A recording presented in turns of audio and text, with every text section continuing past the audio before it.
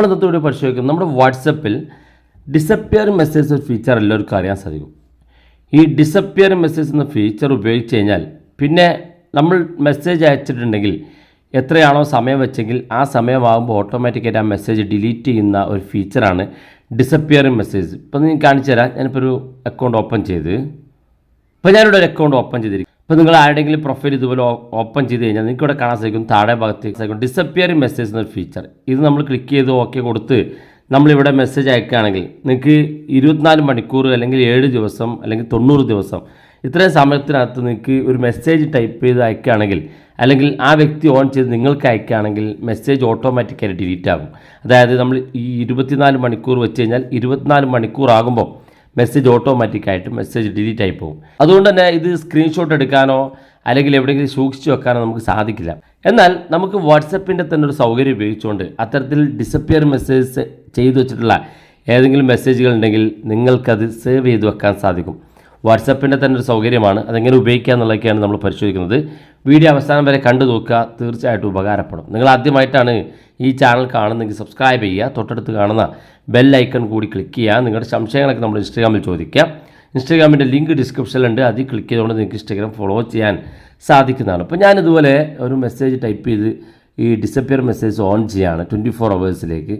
ഇങ്ങനെ ഓൺ ചെയ്ത് വെച്ച് കഴിഞ്ഞാൽ 24 അവേഴ്സിലേക്ക് മെസ്സേജ് ഡിസപ്പിയർ മെസ്സേജ് ഓൺ ചെയ്തിട്ടുണ്ടെന്നുള്ള ഒരു മെസ്സേജ് കാണാൻ സാധിക്കും. ഇപ്പോൾ ഉദാഹരണത്തിന് ഞാനിതാ ഇതുപോലെ ഒരു മെസ്സേജ് ടൈപ്പ് ചെയ്യാണ്, അങ്ങനെ അയച്ചു കൊടുത്തു. ഈ അയച്ചു കൊടുത്ത മെസ്സേജ് അയാൾക്ക് കിട്ടുമ്പോഴും ഇതുപോലെ ഡിസപ്പിയർ മെസ്സേജ് ആയിരിക്കും. കാരണം നമ്മൾ ഡിസപ്പിയർ മെസ്സേജ് ഓൺ ചെയ്തിട്ടാണ് അയാൾക്ക് മെസ്സേജ് അയച്ചത്. 24 മണിക്കൂർ സമയമാകുമ്പോൾ ഓട്ടോമാറ്റിക്കായിട്ട് മെസ്സേജ് ഡിലീറ്റ് ആകും. എന്നാൽ ഈ മെസ്സേജ് കിട്ടുന്ന ആൾക്കും അല്ലെങ്കിൽ അയക്കുന്ന ആൾക്കും സൂക്ഷിച്ച് വെക്കണം എന്നുണ്ടെങ്കിൽ അയാളുടെ മൊബൈലും അല്ലെങ്കിൽ ഇത് അയക്കുന്ന ആൾക്കാണെങ്കിൽ അയക്കുന്ന ആളുടെ മൊബൈലും ആ മെസ്സേജ് ഇതുപോലെ ലോങ് പ്രസ് ചെയ്ത് പിടിക്കുക. ലോങ് പ്രസ് ചെയ്ത് പിടിക്കുമ്പോൾ ഇവിടെ കാണാൻ സാധിക്കും മുകളിലായിട്ട് നിങ്ങൾക്ക് ഒരു ഐക്കൺ കെപ്റ്റ് എന്നാണ് ഈ മെസ്സേജ് ഓപ്ഷൻ്റെ പേര്. ഇതുപോലെ ഒന്ന് ക്ലിക്ക് ചെയ്ത് കൊടുക്കുക. ക്ലിക്ക് ചെയ്യുമ്പോൾ ആ മെസ്സേജിക്കകത്ത് ഇതുപോലൊരു ഒരു ചിഹ്നം ഇതിനകത്ത് കാണാൻ സാധിക്കും. ഇനി 24 മണിക്കൂർ ആകുമ്പോൾ നമ്മൾ ഈ സേവ് ചെയ്ത മെസ്സേജ് അവിടെ കിടക്കും, ബാക്കിയുള്ള മെസ്സേജ് എല്ലാം ഡിലീറ്റ് ആയി പോകും. അത് നിങ്ങളുടെ ഫോണിലാണ്. ഇനി അത് കിട്ടുന്ന ആൾക്ക് ഇതുപോലെ ചെയ്തു വെച്ചാൽ അയാൾക്കും ഈ മെസ്സേജ് സേവ് ചെയ്യാൻ സാധിക്കും. അയാൾ ഇത്തരത്തിൽ ചെയ്യാത്ത മെസ്സേജ് ഉണ്ടെങ്കിൽ അത് ഓട്ടോമാറ്റിക്കായിട്ട് 24 മണിക്കൂർ ആകുമ്പോൾ ഡിലീറ്റ് ആയി പോകും.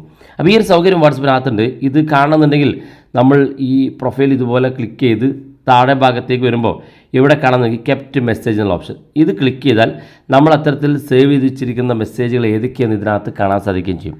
അതുകൊണ്ട് തന്നെ ഡിസപ്പിയർ മെസ്സേജ് ആയതുകൊണ്ട് അത് സ്ക്രീൻഷോട്ട് എടുക്കാൻ സാധിക്കില്ല.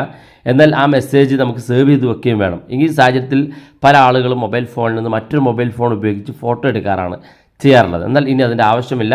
ഇത്തരം മെസ്സേജുകൾ നിങ്ങൾക്ക് ഇതുപോലെ കെപ്റ്റ് മെസ്സേജ് ആക്കി സേവ് ചെയ്ത് വെക്കാൻ സാധിക്കും.